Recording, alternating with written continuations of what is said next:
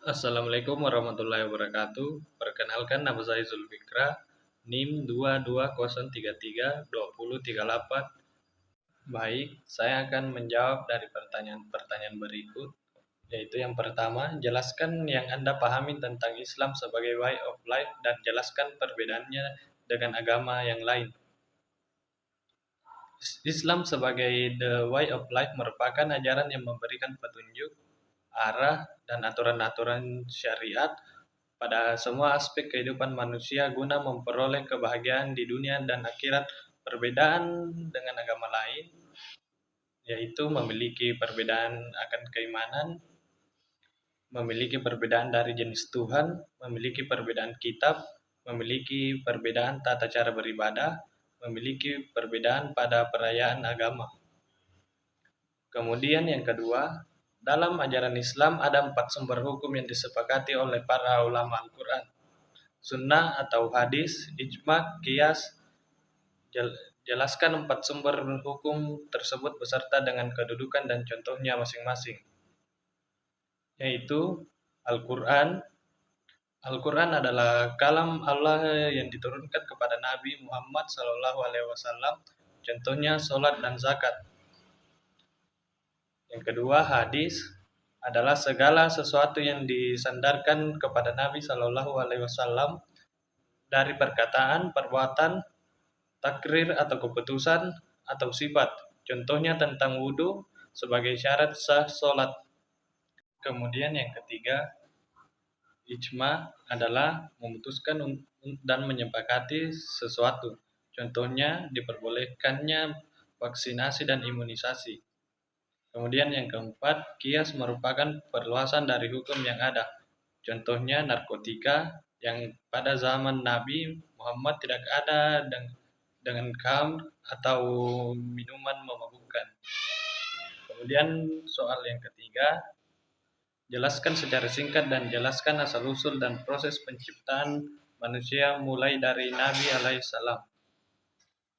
Menurut kitab suci Al-Quran pada surah Al-Hijr, surah 15 ayat 28-29, asal-usul manusia adalah ketika Allah berfirman, dan ingatlah ketika Tuhanmu berfirman kepada para malaikat, sesungguhnya aku akan menciptakan seseorang dari tanah liat, kering yang berasal dari lumpur hitam yang diberi bentuk.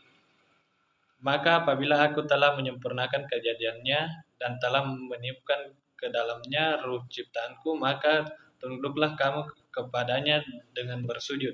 Ada beberapa tahapan kejadian manusia, diantaranya adalah proses kejadian manusia pertama atau Adam. Dalam Al-Quran sudah dijelaskan bahwa Adam diciptakan oleh Allah oleh tanah yang kering, kemudian dibentuk yang sebaik-baiknya.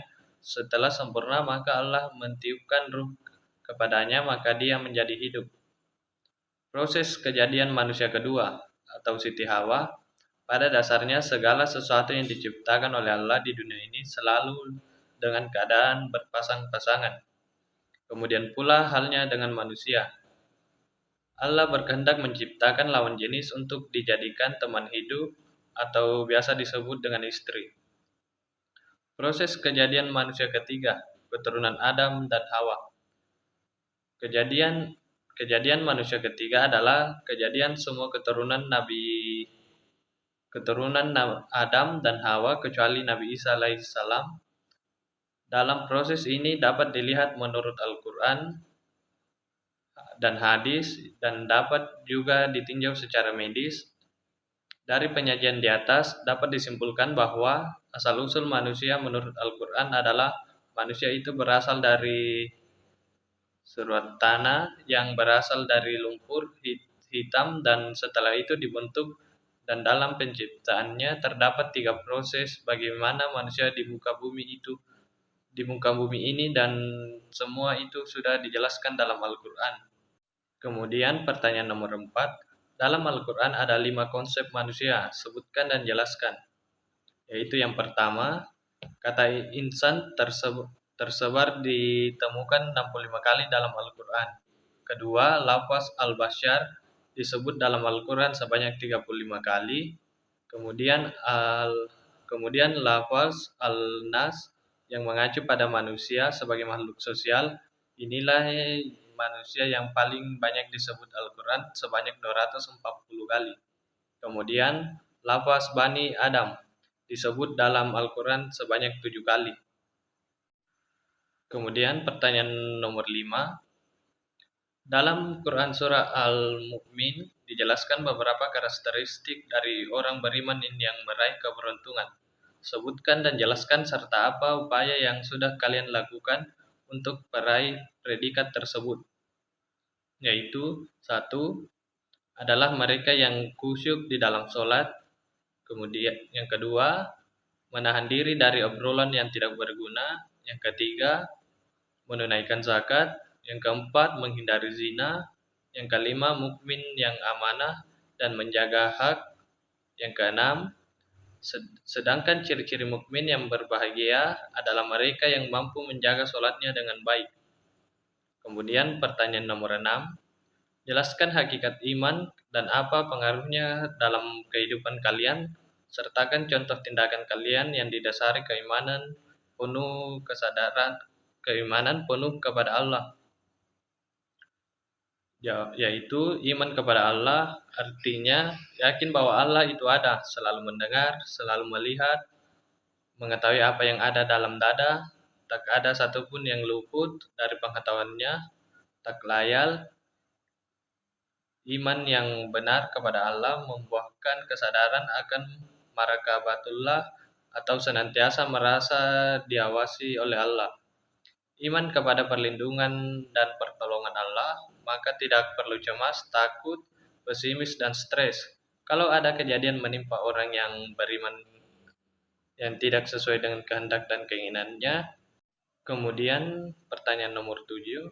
Tauhid adalah inti dari ajaran Islam apabila diaplikasikan memberikan pengaruh positif terhadap aspek kehidupan manusia. Tauhid terbagi menjadi 3. Jelaskan dan sebutkan contoh implementasinya dalam kehidupan kalian. Yaitu yang pertama, tauhid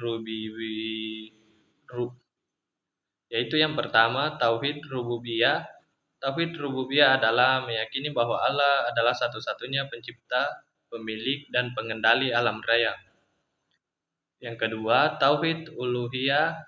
Tauhid uluhiyah adalah mengesahkan Allah Subhanahu wa taala dalam mengerjakan ibadah seperti salat, puasa, zakat,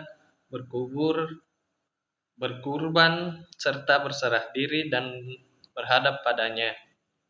Kemudian yang ketiga, tauhid asma wa sifat. Tauhid asma wa sifat adalah beriman kepada nama-nama Allah Subhanahu wa taala dan sifatnya sebagaimana termasuk dalam Al-Quran dan Sunnah Rasulnya. Contohnya, yaitu tidak merasa hebat, sombong, atau takabur. Mensyukuri segala pemberian Allah Subhanahu wa taala seperti napas, anggota tubuh, makanan, dan hal lainnya. Yakin bahwa segala yang ada di dunia terjadi karena Allah.